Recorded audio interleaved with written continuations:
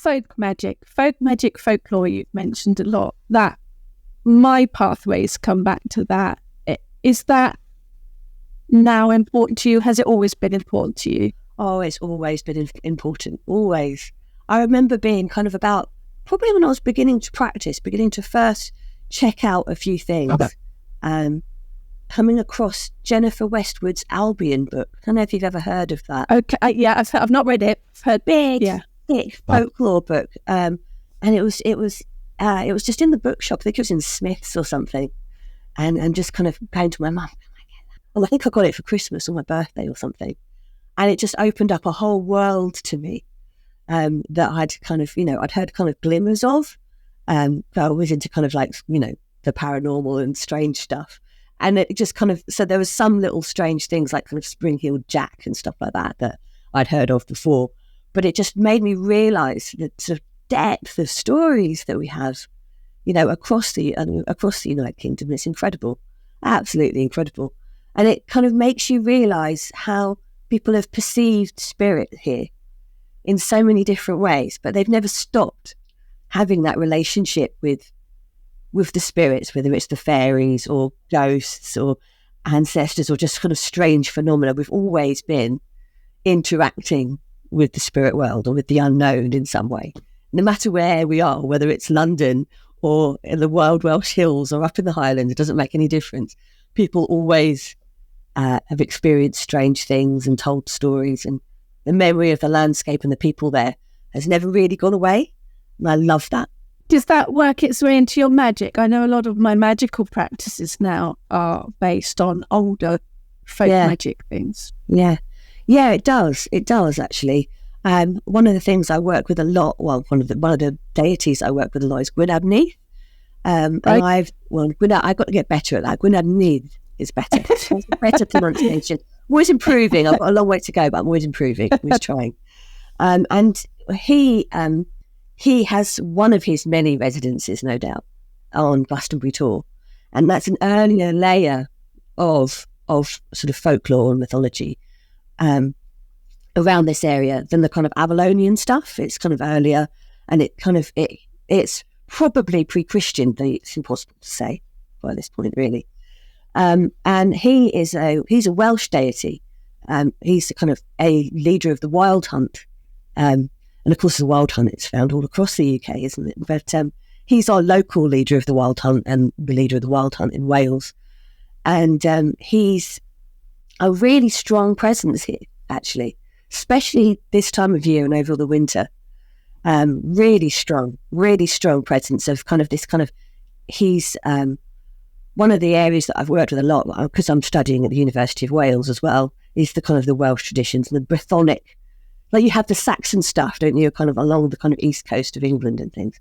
Over here in the southwest, it's very Brythonic, so it's kind of, it's not the same as the Welsh, and it's not the same as the Cornish, but it's like a blend, gradually going further east, the same as the kind of the Saxon stuff is gradually going further west. So here we get a lot of kind of Cornish mythology and Welsh mythology with its own local flavour. It's kind of like mixed up, and he's tasked, Gwyn is tasked with presiding over a noon, which is the underworld, or it's really, it means the deep place. And I like that, rather than a kind of an underworld Greek thing.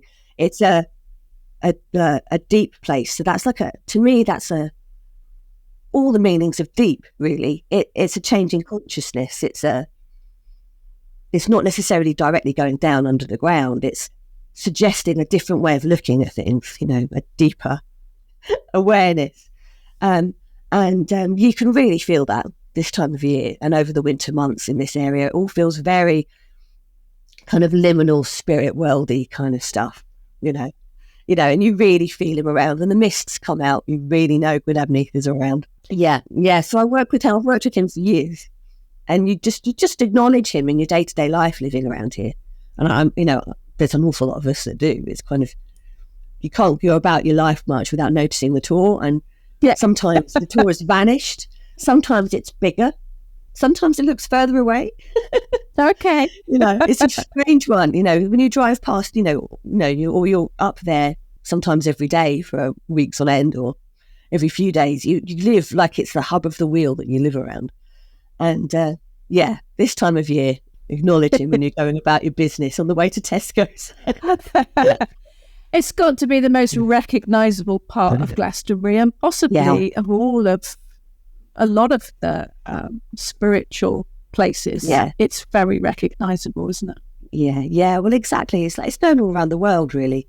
And that's fantastic. We have so many different spiritual paths come here. It really teaches you to be very welcoming and inclusive to all sorts of different paths of life. Whilst at the same time, 2 minutes down the road, you could be in any time almost, so out with the stick instantly, but it's wonderful for that. It's wonderful. It's a real privilege to live somewhere that's got such a reputation and it's got such immediate power to most people that come here. It's great. It is really great, but it is such a spirit place. It's so, your relationship with the land is right there in your face all the time living here. It is a pilgrimage for a lot of people, isn't it? It is on the sort of bucket list. Yeah, absolutely. And it's important to kind of not really forget that as well, sort of living here. There's times when you're just kind of going about your day-to-day life and then you just feel it. It's like it just kind of hugs you and you go, oh, I'm going to drop everything today and I'm going to go and spend an hour sat by Chalice Well. Yeah. That sounds perfect to me. Yeah. I'm on my way. It doesn't let you go very long before it kind of goes, excuse me. Yeah, don't forget, you might be doing all the normal things in your life, but it has to be woven in really closely. The tour looks back at you, I think, after a while. You kind of... Yes. Yeah, you get I do. I get a call every so often. Okay, we've got to make a pilgrimage. Yeah.